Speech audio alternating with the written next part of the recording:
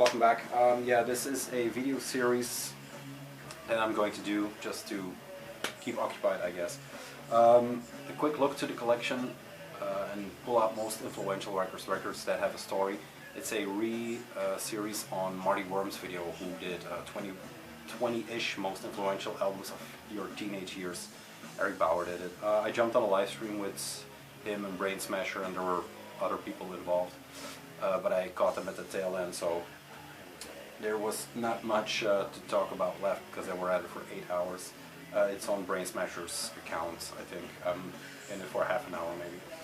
So I went through all the bins, I pulled out the albums that reminded me of something in my youth or in my past, and it's all up to when I got into black metal. So some of the material creeps into there, but maybe yeah, it's a journey to where I'm now. I don't know. That's maybe a bit much, but you know. On the record player is Devil's Witches with Velvet Magic. This came out on Devil's Witches, I think about 2 years ago now. Yeah, good album. If you want the download codes, I don't think I used it. There you go. I'm not sure if anybody uses these, but I'll, you know, I'll throw it out later. So yeah, I was looking to how to start because, like I said, there's no rhyme or reason into the collection or how it's sorted. It's just by feel. So we'll do these by feel. I started basically with some records I got from my dad or that were influenced by my dad getting, and then we'll get into some hardcore, I guess. We'll get into more road burn material, some, I don't know, we'll see. There's some trash, there's some doom, so we'll see. Just probably 4 videos, maybe 5. We'll start off with my first records, and this one. Yeah, Cliff Richard and the Young Ones. I was in love with the Young Ones for some reason. I didn't know what they were talking about. I couldn't even understand them, but just the characters, I guess. Later they went on to do Bottom and a lot of other stuff, but yeah. There we go, these guys. Rick Mayall and Adrian Edmondson. Yeah, like I said, my first 7-inch, I got this from my parents when I was, I don't know, what year is this? 86, so when I was 4, maybe 5. This is, it says here, it's for Crisis in Africa Continues and Comic Relief, so it's a Comic Relief single they did for that. That's the first record I ever got. Into punk when I was 4. But yeah, cool. I always wondered how he ended up with those stars in his head. Yeah, Marty, I still don't have a new camera. I tried 2 cameras and they sucked worse than this, so I'll try to speak up, but no changes for the foreseeable future.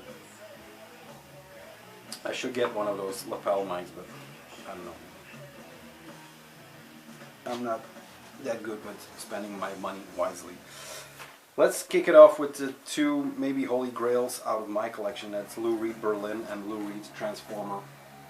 Now they are grails in the sense that these belonged to these were the copies from my mother. I think I talked about it in some video maybe with Cliff. Yeah, to find these in their stuff or in their belongings. My mom passed away when I was, I don't know, maybe 7 or something, maybe a little bit older. So yeah, to find these, these were in my dad's collection all the time, but to find out they were hers was really special. Because I knew my mom, but I don't know the young version of her. This one is just a plain RCA Dutch pressing, I think, or a German pressing. Very clean copies. I mean, you know, they are old, but is there something in here? No. They are old, but they are in beautiful condition. You know, taken care of, not written names or anything on anything. No stamps, no marks on what songs are good. All those olden days crap shit things they did. So yeah, that's the first one, Berlin. And then we have Transformer. We have to talk about tracks. I mean, these are classics. Yeah, no, these are just classics, man. Man of good fortune, Caroline says. How do you think it feels?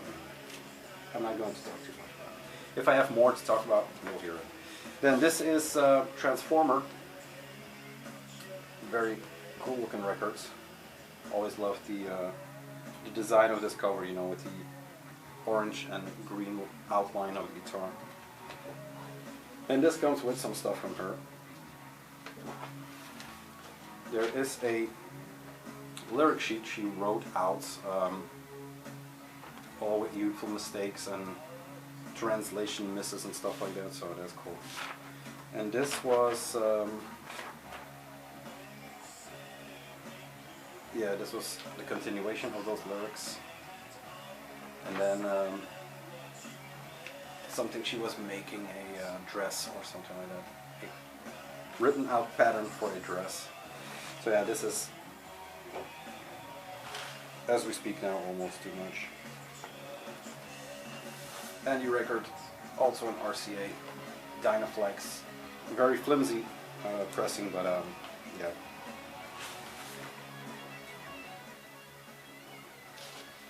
A very worthy object, very worthy records in the collection. So those two, that's a good emotional start, I guess. Then we go into a record I for certainly stole from my dad, and this is Hot Rats by Frank Zappa. I once again a artist or a band that I was drawn to by the tracks like Don't Need the Yellow Snow and the more bouncy and up-tempo and fun songs. And when I was getting older and getting more into it, I never understood what the music was about, because it's so him and it's so in his head that it's hard to make sense of it, maybe, unless you have the entire scope of his output, but that's almost impossible. So I started nibbling piece by piece, and my Zappa collection is maybe, it's not impressive by any means, because I saw an exhibit of memorabilia and records, and it's by no means grand or anything, but I could do a video, maybe 2 videos, about just Zappa records. This is Hot Rats, and this is Peaches and Regalia, Willie the Pimp, Son of Mr. Green Jean, Little Umbrellas, the Gumbo Variations, and It Must Be a Camel. Willie the Pimp is maybe the favorite song from this album, especially the duo punch of the openers, Peaches and Regalia. So yeah, very cool record, very cool artist. There you go, Reprise Records, side 1 and 2, with the Steamboat label. Yeah, like I said, I don't even know if I stole this one. Ian Underwood, Frank Zappa. Cool. Love this record to death. Gonna play it today again. This is one that could play upstairs if I still had a record player. But yeah, Zappa, Hot Rats. Love it to death. I'm not going to. I didn't pick too much out of the olden category, but just the records I have and that I know from the past. This one is no exception. I am not too familiar with Pink Floyd. I didn't do the deep dive yet because it always felt like dad music. There is some very cool stuff, especially the Sid Barrett years. But this, for some reason, always spoke to me, and this is a very clean copy of the Wish You Were Here EP. I'm not sure. Always loved the artwork. So there's a social distancing one for this. Yeah, Welcome to the Machine is one of my all-time favorite tracks. Shine On You Crazy Diamond, Welcome to the Machine, Have a Cigar, and Wish You Were Here. It is quite a good record. All very long tracks. There you go. Cool looking center labels. So yeah, this is a, like I said, Welcome to the Machine. I don't know how it builds the atmosphere in that song. I don't know. It just stayed with me through all these years, and like I said, by no means a big Pink Floyd fan. I have stuff by them, but never did a deep dive. There we go. That was the olden days records. We are now getting into some indie stuff, and then we have some stoner stuff, and I don't know where we'll get. TV on the radio, Return to Cookie Mountain. This is the what's that, Vinyl Me Please or something? Vinyl, yes, Vinyl Me Please Essentials. They did some great re-releasing of these albums. I was going to say I'm not going to get it out because it's a bitch, but you know, life's a bitch. It comes with a extra print from Dylan Kogel. There you go, intro. Nice, very nice print, and these releases are. I have to thank my buddy Axel for getting me this. This is like a OB-ish sleeve with some more info, and it has the Provincial Sour. So there's a whiskey cocktail that pairs up with this record, in their opinion, I guess. Well, maybe nice little whiskey. This is a yellow and brown repress of this. It comes with a recreation of the CD booklet, but just a little bit bigger. I think about 5-inch booklet, something like that. This is the brown one, brown marbled, rust color, I would say. And then the jacket is very sturdy, very glossy, with the nest on the top. Here you go. TV on the Radio was, I'm not sure where they're from. They were African American band that yeah, had a mixture of gospel, rock, soul, maybe some electronic influences. There's definitely a huge rock part to this, or rock influence.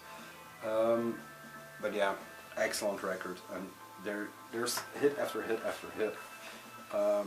I Was a Lover, Hours, Province, Playhouses, Wolf Like Me, which is incredible, those two. A Method, Let the Devil In, Dirty World, Blues From Down Here is my favorite track. Tonight, Wash the Day. So yeah, all killer tracks. And this is maybe, for me, their high point. They did some more material after this and before this also. They have this is their first full length. But then one of the members sadly passed away, and they called it quits pretty soon after that, maybe like 1 or 2 albums. Once again, a band that should deserve more of my attention, but gets lost in the maelstrom of all it is. Around the same period, around the same time, and we talked about this record in the last video with Cliff, and this is Anthony and Johnson's I Am a Bird Now.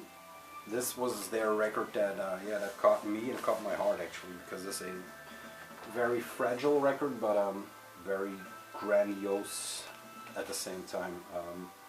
I was like one of the first artists that had that, well, not the first artist, because transgender or gender fluid stuff like David Bowie had stuff like that, but I don't know, this was around a period that I mean, for Bowie it was kind of easy because he was larger than life. He was from outer space. Anthony was just, yeah, I don't know. It was just Anthony. My Lady's Story, Hope There's Someone, You Are My Sister, Fistful of Love. This is not for everybody, and maybe it had to catch you at that period in, I don't know, in some way to really get it. This was one of the records that I was browsing to my favorite record store, JJ Records at the time, and it was playing rather loud, and it just crawled into my ear. There we go. There is some high fashion stuff going on here, and a very clean and nice pressing. He did several, she, whatever. He did some more albums. I'm not equipped to go into the pronoun game, so he, she, whatever, did some albums that like Swan Song or something with swans that are also worth mentioning. But this is the classic, in my opinion. Put that there. Then Grinder Man. My buddy Cliff always was into Nick Cave and the Bad Seeds. I get it, but if I have to be honest, there are only so many songs or 1 or 2 records I really love. Especially the later output is just too... I mean, it's... I have heavy music, but that's heavy music, man. It's almost unlistenable. And I know what he went through, or I kind of understand what he went through, but yeah. I like Lyre of Orpheus and now I'm blanking on the other one. The Abattoir Blues, that record, maybe some, yeah, Red Right Hand stuff, but yeah, it is just too much for my fragile brain. Grinder Man was a part, Nick Cave, part of the Bad Seeds, a few guys that came together to do this in 2007. And when this came out with No Pussy Blues, it was one of the records that really caught my attention, and just, you know, the freedom of playing and the fun they had in playing this compared to what they were doing with Nick Cave and the Bad Seeds really shone through. Nick Cave, Warren Ellis, Martin Casey, and Jim Sclavunos. This is the, excuse me, the re-edition, ferociously exciting debut album. The green vinyl gatefold sleeve. So there you go. Nice and poisonous green. Oh yeah, fucking good record, man. This will be playing till the end times, I guess. We're almost there, probably, so let's give it another spin. Yeah, like I said, if you want some fun, rockin' Nick Cave, get Grinder Man. And then, into Phosphorescent with Pride. Phosphorescent is it's not a one-man band, but the singer is kind of the guy behind it, and then live they become a big band. His name is Matthew or something like this.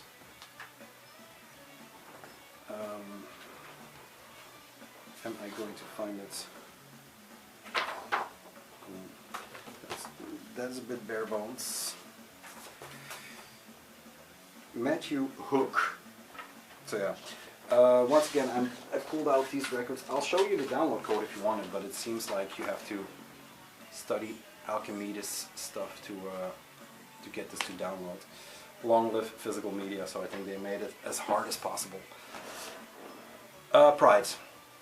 One man, guitar, singer-songwriter, very hard country influence. If you like Johnny Cash, that sort of country. This is maybe the down river flow of that. I'm not saying it's worse or beneath Johnny Cash, but you know, that is such a legend. The tracks on here: Picture of Our Torn Praise, Be Dark Night, Wolves at Dead, A Proclamation, The Waves at Night, My Dove, My Land, Cocaine Lights, and Pride. It is a perfect sad album. I remember once putting this on when my wife's grandmother died in an old cemetery to really drive home the ethos and the pathos of that day, and yeah, it destroyed me. I haven't listened to it since that day. Maybe some snippets here and there that I heard it on the radio, but yeah, glad I pulled it out so I can revisit it maybe. This is on Dead Oceans. I'm forgetting to talk about labels, but whatever. Then, one of my all-time classics, and this should have been on the quarantine vinyl lineup for yesterday, but I missed one day, so I'll do that later maybe. As a Driving Relationship of Command, one of the albums that around that time pulled me out of something and threw me into a whole new world, actually. This was my gateway, and there are going to be a few gateway records. This was my gateway into maybe not hardcore, because I was definitely listening to 8000 stuff, but yeah, into, I don't know, man, shit like, yeah, maybe more indie stuff, but also more the punk side of things.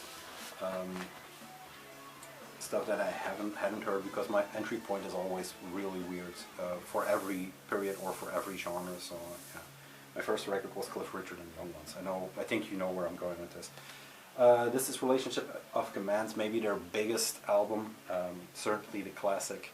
The tracks on here, I mean, I'm not going to read all the track list. Look at that: One Arm Scissor, Enveloped Letter Department, Rolodex Propaganda. They're all unbelievable. One of the records that I listened to that, and that I'm not going to put this on because I still can't hear it, I think. I'm not sure. Okay.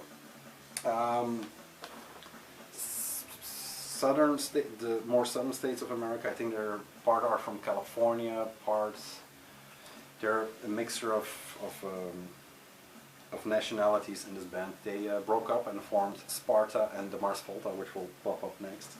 But yeah, at the drive-in, very ferocious live bands, sometimes at the cost of what they actually bring. But I never heard any bad things about them. Did I? No, no, of course not. Contains the song One Arm Scissor, Enveloped Leather Departments, and then there's Acrobatic Tenement also available. So that's the hype stick. This is the repress from, I don't know, a few years ago. Record is from 2000. This is the repress from 2013. I never picked up an original copy because they all look like dog shit. Records that got handed around and played. True and true. The record is done. I'm going to see how much time I have. 9 minutes. Put on the A side. Or is it the B side? It is the B side. There we go. I hope I'm talking clear enough, but we'll see. Just put on some headphones.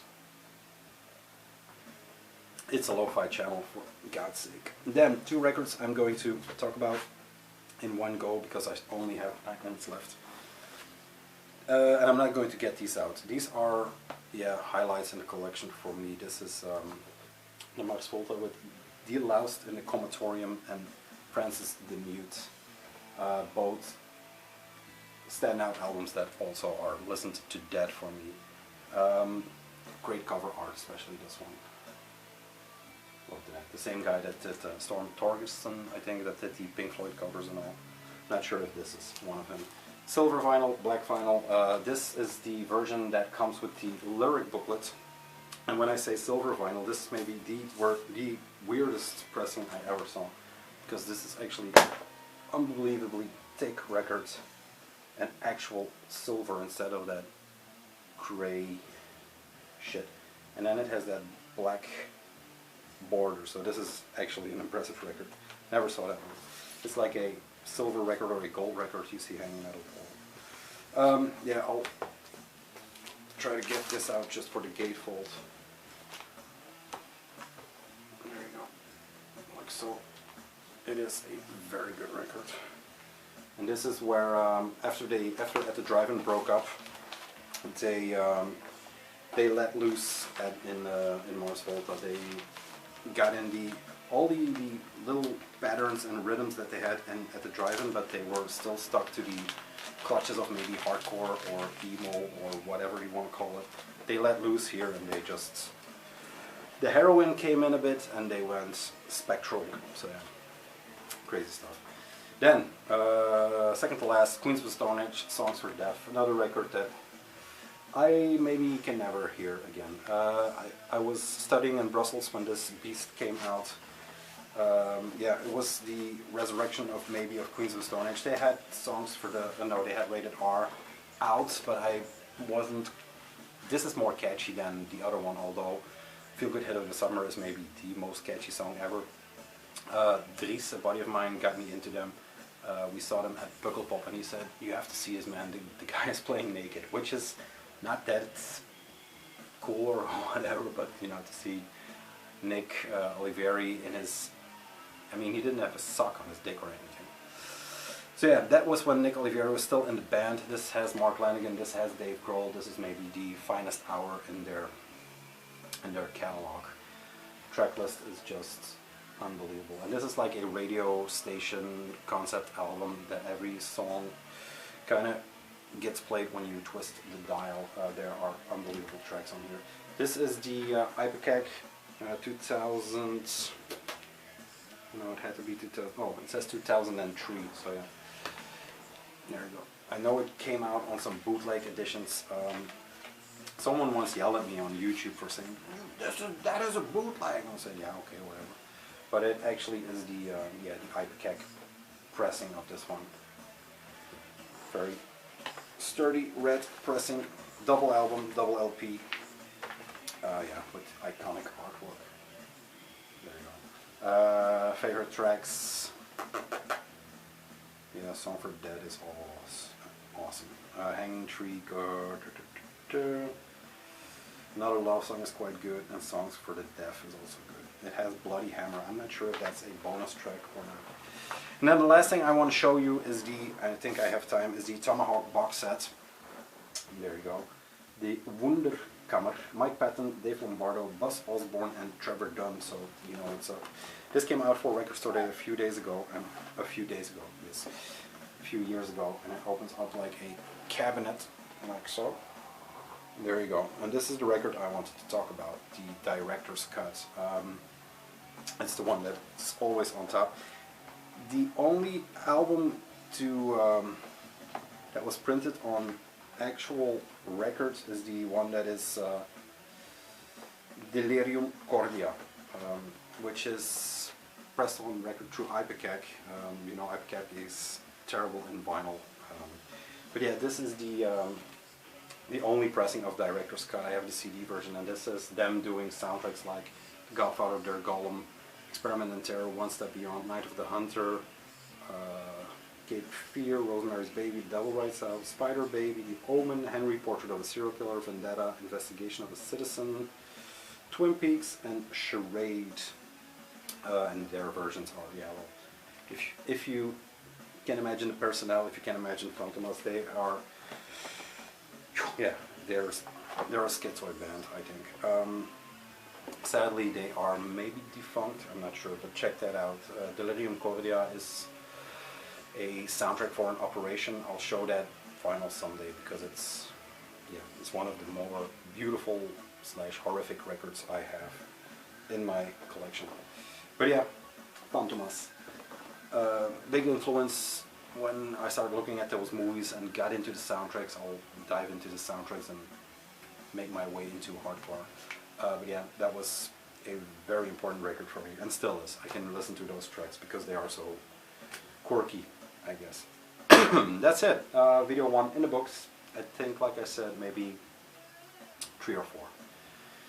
Hope you like these. I hope you can hear me. I put the music over there because my speaker is working again. I don't know what happened.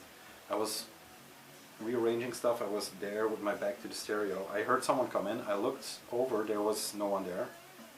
And my speaker worked again. So maybe I'm losing it. Maybe it's someone trying to say hello after a year. So who knows? I hope it is. Goosebumps. I'll see you in the second one. Maybe tomorrow, maybe the day after. I'm not sure. Peace.